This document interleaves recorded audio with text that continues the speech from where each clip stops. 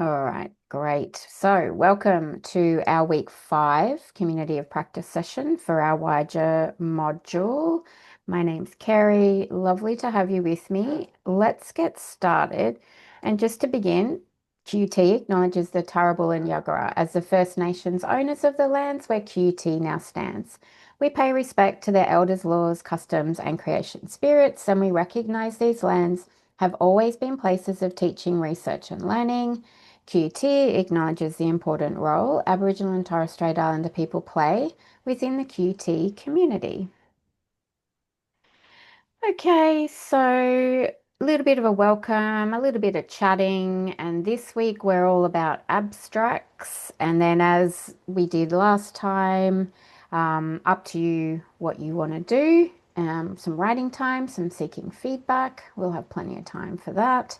And as I said, these extra opportunities to engage and learn together and seek feedback I think, are important for people that are able to come. I know not everybody can come, and that's completely fine. Um, but it's a lot of it is about sort of practicing the willingness to seek feedback and give feedback. Um, yeah, which is very important. So, and then yes, we're focusing on the abstract, which was that from week 3? It was, wasn't it? Yeah, because I like these sessions to sort of not be what we're doing this week.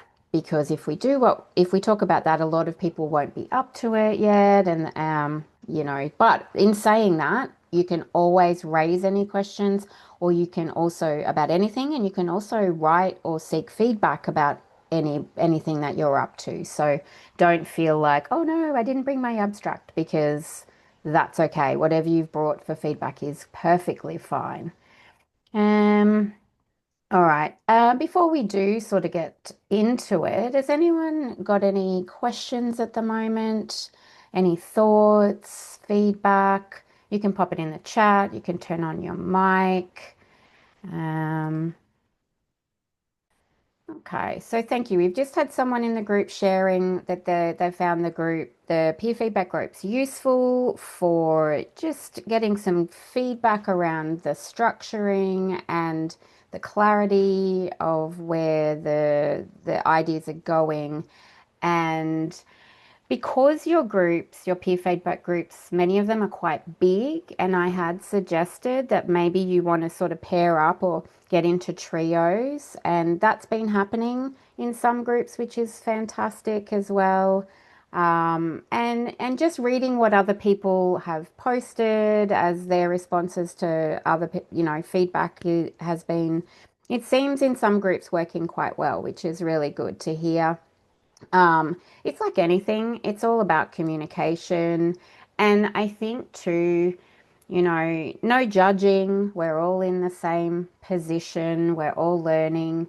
Um, and I would say, because so there is the next feedback task coming up over these next few weeks is around the literature review. And again, if you're the giver of the feedback, try to focus on that readability. Yes, there's potentially grammar errors or missing a full stop or something like that, like a typo. And it's okay to flag those, but that's not what really anybody wants. We all want the feedback on the readability. So as long as you're also saying, yes, this is clear, or oh, this isn't quite clear, and making some suggestions or posing a question, such as saying, oh, do you think you need a clarifying sentence after that first sentence? Those sorts of things. And all of this is practice. You know, I give feedback every day. So, that's my practice. And I know from speaking to HDRs all across every university, QT of course as well, and there's often a lack of confidence in how can I give others feedback when I don't even know what I'm doing.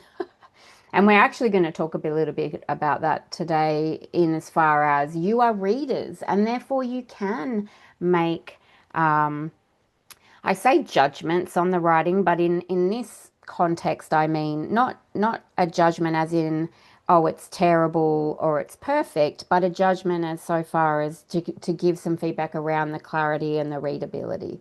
So your readers. And I think it's also good when you read people's work from other fields because it does open your mind and your perspectives, and it means you are literally coming from an outsider and you need to be able to understand what's being written and making sure that it's all clear. So thank you for sharing that. Ola and I had planned to potentially change the groups for this literature review task, but we did decide, I think we all decided in that week 3 um, Zoom session that we would keep them for the literature review because it sounded like, a lot of you had made those good connections. So if, as I keep saying, if your group is super quiet, let us know because we can pop you into a more engaged group, or even if there's a few of you, we can put you together. So, um, yeah, okay, excellent. Well, let's keep moving. Um, this is just a little bit of a pep talk, I guess, around productivity, mostly because this was our discussion topic this week for week 5. Thank you for everyone who's been putting their comments and thoughts into the discussions. I really enjoy reading those. Um, but yes, so keeping track of your productivity, and this isn't to increase your anxiety, it's to reflect and shed light again. So if you go into the week 5 discussion, you'll see that so many people have said, I actually really know what my obstacles are now, and now I actually am putting in strategies to minimize them. So, which is fantastic to hear. So, as we keep saying, you've got to know the obstacles to be able to minimize them. And I think that third dot point there on the slide about protecting your writing time, so you've got it there. Some other things will come up, but you've got it there in your schedule. So that idea of saying, you know what, this is really important. It's more important than going to that other meeting. Or I could go to the meeting, but I'm going to now bring forward my writing time or make it afterwards or whatever. So rather than, so the protecting means, don't take on something else instead. But then if you really have to, try to still get that writing time in. Having a cheerleader who keeps you accountable is also a really great idea, and that could potentially be your peer feedback groups. It could be someone in your office. It could be your family member or whoever it is. And the cheerleading side of it is really important because they're saying, "Great, you did really well. I'm really proud of you," or "well done for sticking in," rather than just the person who you're checking in with going, "Oh, okay, good on you." So you really want someone that's excited for you and can keep that energy going. Um, the other thing, so what are we in week 5? We're almost halfway. Hopefully, you're getting those timed writing sessions. That's something that people in the discussion were talking about, a lot of Pomodoros or writing sprints as their way to get the writing done. I think within that, we also want to make sure that no distractions. And I think too, I just said keep track of your productivity, block your writing time. We know that some weeks will be busier than others. You will have times where, oh my gosh, 3 days have gone, I haven't even looked at my article, and I won't have time today either. This is going to happen. Okay, so, that 12-week calendar, planning calendar that we did in week 1, you could go back and revise that. I think as well, just looking at that highlighted quote there. So Napoleon Hill, you might have heard, he's a self-help author from the US. Start where you stand and work with whatever tools you have at your command, and better tools will be found as you go along. So I really like that because things are never going to be exactly perfect. Oh, this is the perfect writing time. Oh, this is a perfect paragraph. And you're learning so much in your degrees about how to be a researcher, your writing, and all of those things. So investing the time, I don't know, do you sometimes feel it's one step forward, 2 steps back? I know I do. So, and be kind to yourself at the same time. But the better tools that will be found is actually in you, and your skills, will improve. And as in, those are the tools that'll help you to achieve your goals. And I just wanted to quickly talk about procrastination because I noticed again in the discussion that was the key obstacle that a lot of people were talking about was procrastination. And again, it comes up so often. So if we have a look here, and yes, I read books about procrastination as a way to procrastinate. So, oh dear. Well, actually, I'm trying to be to not procrastinate and also trying to come up with new ways of getting all of you pep talked and feeling good. So this book by Tracy, a major reason for procrastination is vagueness, confusion, and fuzzy mindedness with no full stop, which is naughty. There's one now. So it's a really good book. It's called Eat That Frog. You may have heard of it. I'll show you the cover of it in a minute. Um, and the idea of the frogs is that they're your most biggest, important, hard tasks. So, what do you think about the quote there? A major reason for procrastination is vagueness, confusion, and fuzzy mindedness. Do you feel confused and vague and fuzzy? Maybe not. Maybe not. What do you, what would you define um, procrastination as? Any thoughts? Or what can we do? What could the confusion be about? Maybe it's lack of confidence. Where do I start? Any thoughts?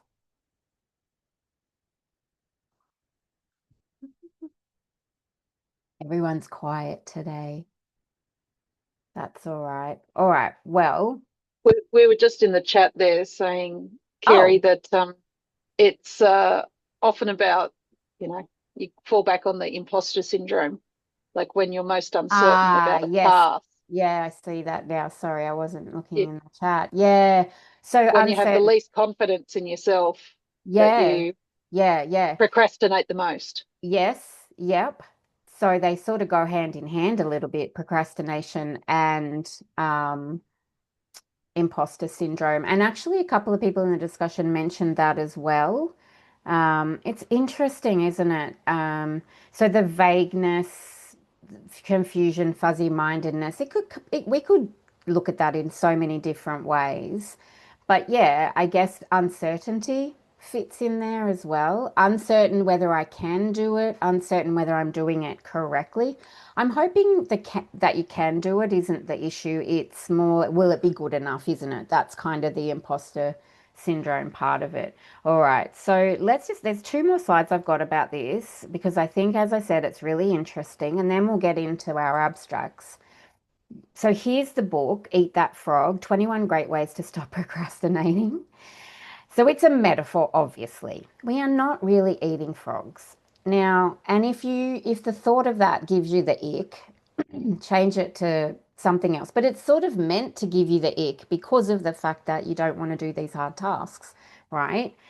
Um, so, this author, Brian Tracy, he's saying, all right, we'll do the hard things first.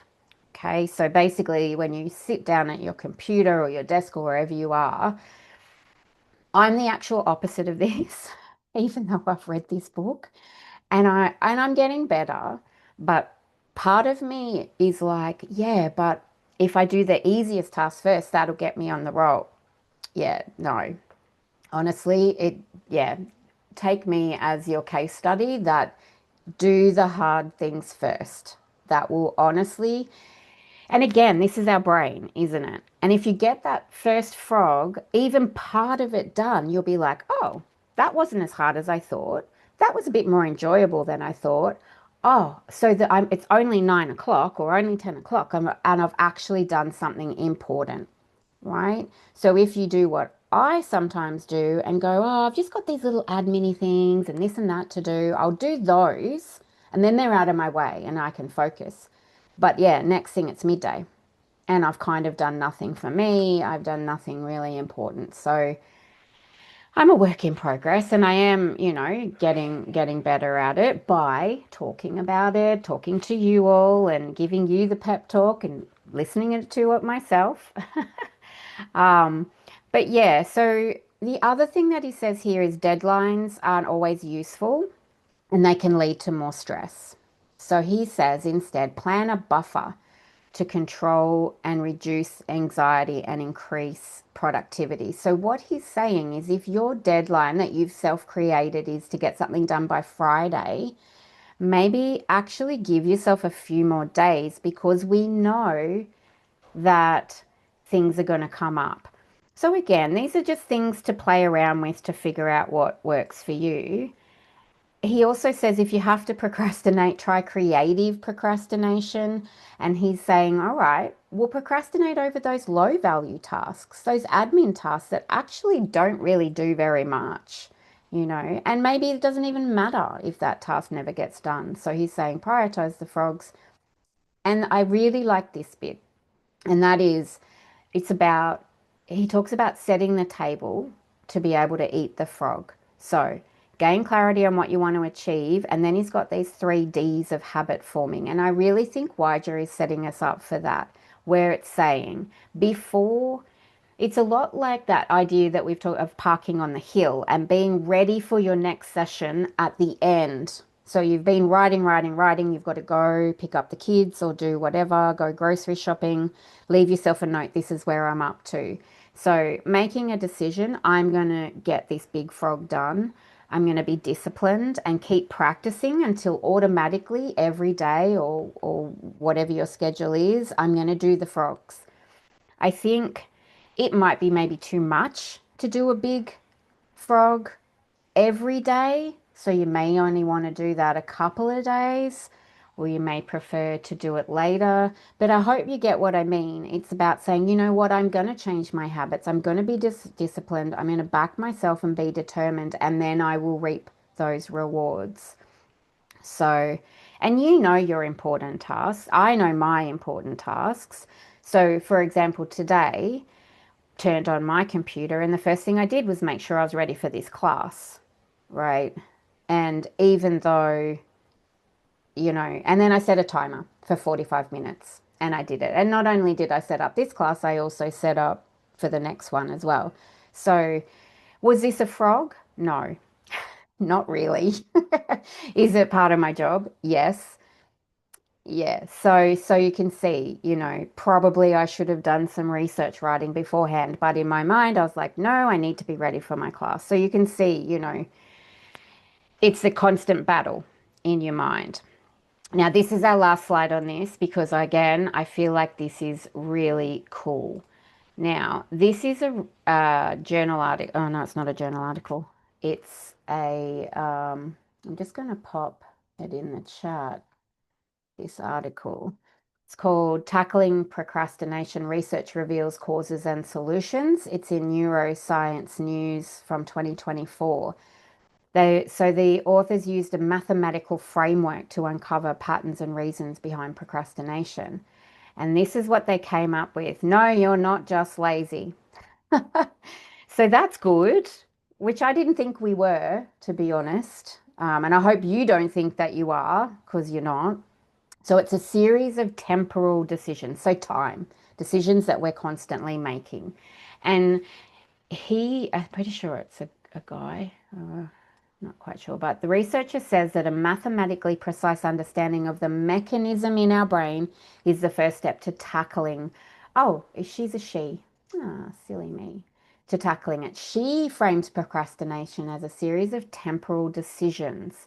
So where the research was done was at New York University, where students were required to participate in a set number of hours of experiments over the course of a semester. Okay, so they've been given, you've got to do all these things over this 12 or 13 weeks, whatever. So some people did the task straight away. Others said, oh, I'll do one every 2 weeks. And then others, what do you reckon the others did? Left it to the last minute. And so they had to do all the tasks that were meant to be over a semester in, a few days. So from that data, this is sort of what they came up with was to reflect on where and why we procrastinate. And this is the three reasons that they came up with. So is it because your brain is biased towards instant gratification?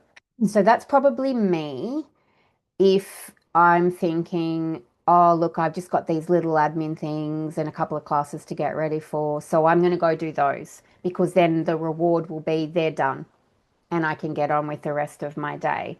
So, probably not the best way to go about it by doing those things. So I can already feel like, oh, ticked off my to-do list, but they're easy things.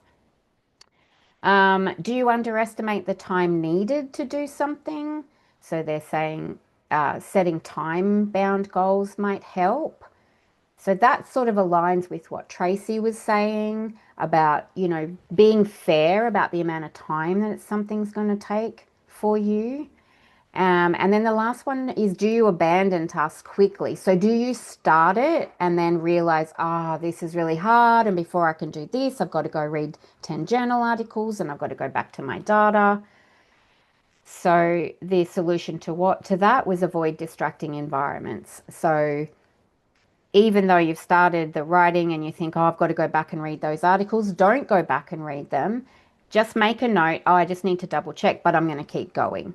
Does that make sense? That those three things, you might even have all three going on, and you might not know now.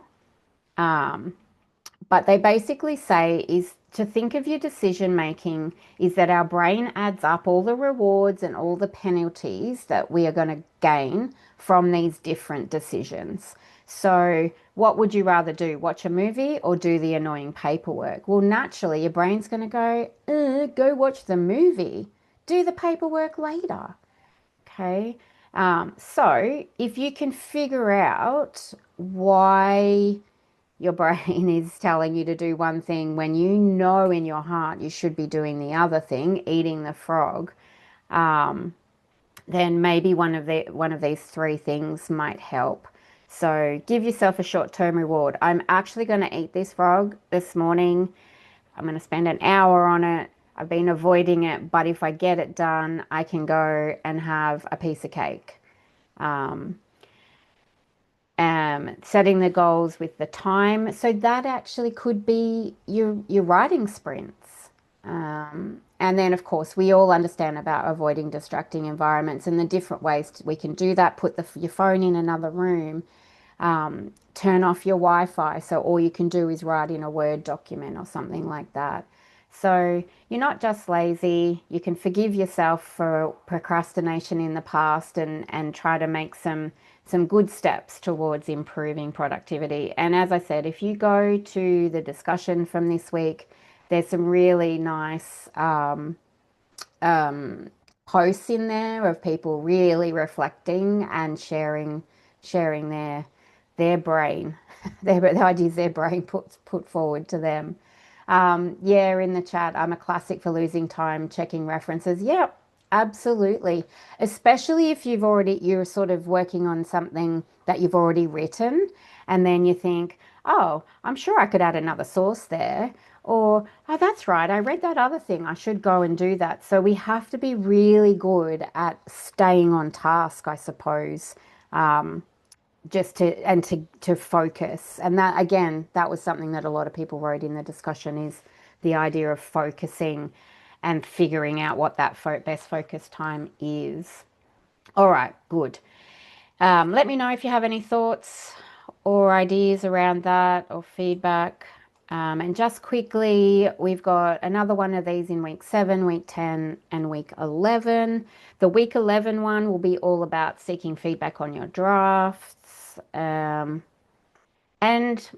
um, we have this research feedback hub with Zoom sessions that you can come to even if you're not a QT. Um, I think I actually have yeah. So Ola, I'll get actually Ola to send a reminder to everyone with the Zoom for that's the 5th of September. It only goes for an hour, but we're encouraging our WYJA participants to come to that. 8 o'clock time. How do you feel about that? We thought it would be a good way to start the day, but we've had a bit of feedback saying, yeah, nah. Oh, good. Yes, you did too, Belinda. That was yesterday. No, Monday with Karen. Yeah, yes. Thank you. Thanks, Belinda. There, she mentioned that you're always great in those sessions. So thank you. All right, let's get into it. Abstract drafting. As I said, I know we're a little bit a week or so behind, but I think it's very important part of our activities in the module. There's a lot of guidance in the textbook and a lot of activities. Hopefully, you were able to engage with those. Did you wonder why we were doing it so early? Basically, those two dot points is why, to clarify the topic and argument and diagnose which sections need more work, because as we know, not everybody's sort of completely finished data collection and analysis. And as Belcher says, your abstract is what's going to get you published or at least read by the editor or the reviewers. Um, it hooks the readers in and gets your article cited. So when you're looking for um, journal articles for your research, I would imagine most of us look at the title first because that's the first thing you see. If the title tweaks something, you look at the abstract, right? Or does anyone go straight to the conclusions? Generally, I think we have a quick skim of the abstract. And I know for me, a lot of the time, I'll be like, oh, yeah, no, that's not, I don't, no, that's not worth my time. That one. It's off topic or it's no, not what I need. So I don't sort of get much past the abstract. But if the abstract feels like it's, oh, okay, I can see that this is what I want, then of course I'll go in. So you're all journal article readers. When you read abstracts, is there anything in particular that hooks you in? Um, so obviously, as I just said, for me, it's, I look at whether it's off topic or if it's headed towards my topic, which is obvious, right? But is there anything else or anything specific from your field that you'd be specifically looking for? Do you do what I do and often read the abstract and then give it the flick? Or do you say I better read it just in case? Carrie, I when I look in it at an abstract, I always look for positionality to see whether they've actually mentioned it there, and I always look for place. So what place are they coming from? Because it matters to me whether they're actually from this area, um, Oceania, or whether they're international, whether they come from North America or elsewhere. Yeah. And also, I'm also seeking to see whether they're Indigenous or not. That actually matters a lot to me. So, Yeah, yeah, because if they're talking about an Indigenous topic and they're not, that positionality is impacted, right? Yeah, yeah, yeah, that's fair. So if you see one that's not within Oceania, are you more likely not to read it? um, yes, I'm more likely to put it aside. Yeah. Yeah. Um, yeah. Yeah, that's fair because it's not in the context or, as you say, research setting that you're after. Yeah, and it could take you on the tangent down the rabbit hole that you're not willing to go down at the moment. Yeah, all right, cool. Anybody else got anything to add? Yeah, Carrie, sorry, I'm not on video. That's okay. I actually, I want to say I experienced with this abstract writing. I personally, it has given me this confidence in in starting off the writing of the whole article itself. And this is especially from the feedback that I got from my peer group and reading what they had to say about each of those different abstracts. And it as I must say, given this the confidence in itself in being able to recognize what goes into the abstract and what is of significance, like giving the context. You need to give the context and then give the argument. Being able to recognize that, I it gave me that confidence to start my writing. So what goes into the introduction? Um, how do I link that so that it is coherent with the rest of the writing in introducing the whole article itself. So generally, that's my overarching understanding so far, and also I learned to appreciate the contributions, the knowledge that others have to bring to the table, and which I have benefited from. So thank you so much for that. From that, and I hope to publish my article at the end of this. Yay, that's Thank so you. good. Thanks for sharing. That's so great. And that aligns with what Mele was saying as well about getting the idea of the abstract then flowing into, as such, the introduction, which is the idea, isn't it? That you would take a sentence potentially or a revised sentence from the abstract into the introduction to start that section. That's so good to hear. And Fantastic. And Carrie, you know what Francisco was talking about? It is such an intuitive process, this sort of going to and fro from the Yes. introduction into the abstract, Mhm. reading your abstract again, going back to introduction, and then finding, oh, I can actually make that abstract stronger. And then that will happen with the rest of the article too. Yeah. As you get into a little bit, so the literature review, you'll pull a little tiny bit out and then you'll talk about what you found and then you'll put your conclusions. Yeah, perfect. That's exactly what Wendy was wanting. All right, so we're going to have a look at some exemplars. This is what we're looking for. So these are the ingredients of a good abstract. Okay. Oh, I've got you a activity sheet. How fun. Let me grab it. So we've got a couple of options here. I know already what you're going to say, but that's all right. Let me just grab this, like buried in 5 million folders. Okay.